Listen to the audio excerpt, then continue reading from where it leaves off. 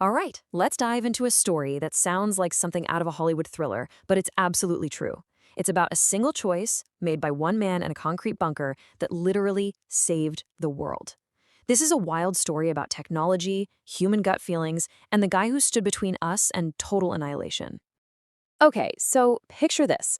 The year is 1983. We're deep underground in a top secret Soviet command center just south of Moscow.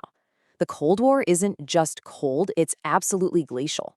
The air in this bunker is thick with paranoia and the constant hum of computers. Computers built for just one reason, to tell them when World War III begins. Just imagine that for a second.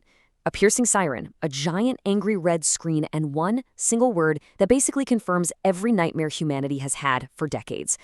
For the man on duty that night, this wasn't some drill. This was it, the moment everyone had been dreading. It is a horrifying question, right? Your training, your duty, this multi-billion-dollar computer system, they're all screaming at you to launch a counterstrike that you know will kill millions of people. But what if something, deep in your gut, tells you it's all wrong? To really understand the insane weight of that choice, we've got to rewind a bit and see just how close to the edge the world really was. So how did we get to this point? To understand one man's decision, you have to understand the world he was living in. In 1983, well, it wasn't just another year in the Cold War. It was a complete powder keg just waiting for a spark. The tension between the US and the Soviet Union was at an absolute breaking point.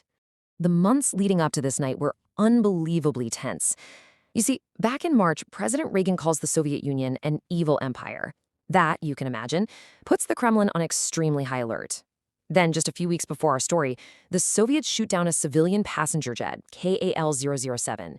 They kill all 269 people on board, including a U.S. congressman. The world is furious. Trust between the two superpowers? It's gone. Zero. Each side is completely convinced the other is about to launch a first strike. And underneath all of this is the absolutely terrifying logic of mutual assured destruction, or as it was called, MAD. The whole idea was simple and insane. If you launch at us, we launch at you, and everybody on Earth dies. So the most important part of this whole doctrine was that there was absolutely no room for hesitation. The second a launch was detected, the only protocol was to launch back immediately with everything you had. And that brings us right to the heart of this story. In a world completely governed by this cold, automatic logic of MAD, the fate of all of us literally came down to a battle between one man's gut feeling and a machine's absolute certainty. So let me introduce you to Stanislav Petrov. Now, he wasn't some high-ranking general or a big-shot politician. He was a mid-level officer, an engineer, really. And his one and only job on this particular night was to watch screens. And if that screen lit up, his orders were crystal clear. Confirm the attack and pass that message up the chain of command. A message that would kickstart the apocalypse. And the screen he was watching was connected to a brand new piece of tech, the Oko satellite system. This was the Soviets' cutting-edge, state-of-the-art answer to American warning systems. It was designed to be perfect, to take human error out of the equation and give the Kremlin those few precious minutes they needed to launch their own missiles. And this right here, this really breaks down the conflict perfectly. On one side, you have the machine. The computer is just screaming its head off, reporting with the highest confidence level that this is a real launch. The data is specific, 5 missiles, and they're on their way. Protocol is rigid, report it, now. But on the other side, you've got Petrov's human brain. He's got doubts, a gut feeling. His own logic is telling him, wait a minute, a real first strike wouldn't be just 5 missiles, it would be hundreds. And his intuition is reminding him, hey, this whole system is brand new. It's probably got bugs. It is the ultimate showdown, pure data versus human instinct. So we're back in the bunker. The alarms are blaring, and every single second that ticks by is 1 second closer to impact and 1 second closer to a decision that can never, ever be taken back. Just after midnight, it happens. A siren wails. The screen flashes red. A single intercontinental ballistic missile has been launched from the United States. The countdown to Armageddon has officially begun. The system runs all its checks. Every electronic box is ticked. The computer confirms the launch is 100% real. According to all of Petrov's training, his job was simple. Pick up the phone, report it. There was no step in the procedure for pause and have a think about it. And then it gets so much worse. A second missile launch is detected, then a third, a fourth, And a fifth. The screen is now just a constellation of death, of inbound nuclear warheads. For literally everyone else in that room, this was it. The attack was real. The pressure on Petrov is now it's unimaginable.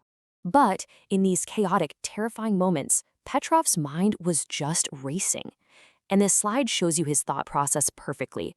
First, he thinks a real decapitation strike wouldn't be this paltry. It would be an all-out attack with hundreds of missiles. Second, he gets on the line with the ground-based radar guys. They see nothing. Zero. Zilch. Third, he knew the Oka system was new, it had been buggy, it had even been rushed into service. And finally, it just felt wrong. It was a pure gut instinct staring down a mountain of terrifying data. With 200 terrified subordinates staring at him, with the fate of the entire world literally in his hands, Stanislav Petrov picked up the direct line to his superiors. The world held its breath, just waiting for the words that would trigger the end. He reported, "A system malfunction. He chose to trust his gut over the machine. He declared it a false alarm, gambling the existence of his country and the entire world on his own human intuition." I mean, can you imagine the courage that took? He was betting against what everyone believed was certainty itself. For the next few minutes, which I am sure felt like a lifetime, the bunker just waited in complete silence. Did he just doom them all? Or did he just save them? The fallout from that one decision would echo for decades. So, what was this world-ending threat? What almost caused the apocalypse? It wasn't an American missile. It was a rare alignment of the sun reflecting off some high-altitude clouds. The satellite sensors mistook that reflection for the heat bloom of a rocket engine. The world's most advanced doomsday machine was fooled by a sunbeam. Now, you'd think the man who saved the world would be hailed as a hero, right? Parades, medals, the whole thing? Nope, not even close. The Soviet military could never admit that its shiny new multi-billion-ruble system was flawed.